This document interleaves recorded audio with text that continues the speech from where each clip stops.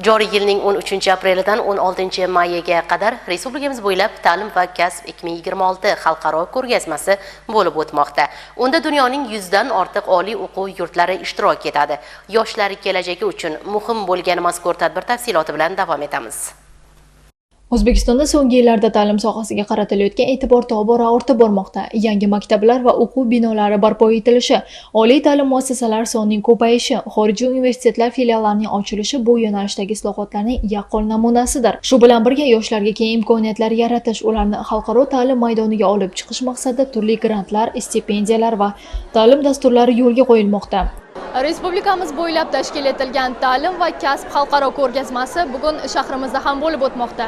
Unda o'quvchilar va ularning ota-onalari universitet mutasaddilari tomonidan individual maslahatlar olib, ta'lim sifati, o'qishga kirish jarayonlari, qabul jarayonlari va talabalar hayoti haqida batafsil ma'lumotlarga ega bo'ldilar. Ushbu ta'lim ko'rgazmasining asosiy maqsadi O'zbekiston yoshlarini butun dunyodagi universitet xodimlaridan ta'lim olish imkoniyati to'g'risida obyektiv ma'lumotlarni olishlariga hamda ularning kelajak kasblarini mustaqil ongli ravishda tanlashlariga yordam berishdan iborat. Ushbu ko'rgazmada 10 dan ortiq xorij davlatlaridagi universitetlar ishtirokini kuzatishimiz mumkin. Mazkur ko'rgazmaga kelgan ota-onalar va bitiruvchilar universitet vakillaridan o'zlarining qiziqtirgan savollariga javob oldilar. Mazkur ko'rgazmada dunyoning 100 dan ortiq oliy o'quv yurtlari ishtirok etayotgan, uning nufuzini yanada oshiradi.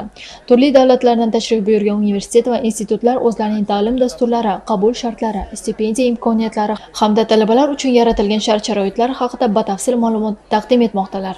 Men 6-maktabdan tashrif buyurganman. Hozirda 10-sinf o'quvchisiman. Bu yerga kelib, turli xil xorijiy davlatlardan kelgan universitetlar bilan tanishib chiqdik. Men sertifikatlarni qo'lga kiritganimdan keyin bu yerda qanday o'qish kerak ekanligi, chetga qanday chiqishlar haqida ma'lumotni qo'lga kiritdim.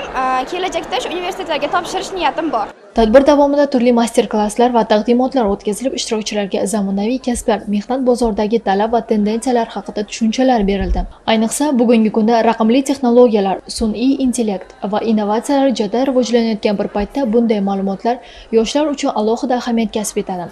Ta'lim va kasb 2026 xalqaro ko'rgazma nafaqat ta'lim sohasidagi yangiliklarni namoyish etish, balki yoshlarning kelajagini belgilashda muhim qadamdir. Bunday tadbirlar mamlakatimizda ta'lim sifatini oshirish, xalqaro aloqalarni mustahkamlash va yosh avlodni har tomonlama rivojlantirishga xizmat qiladi.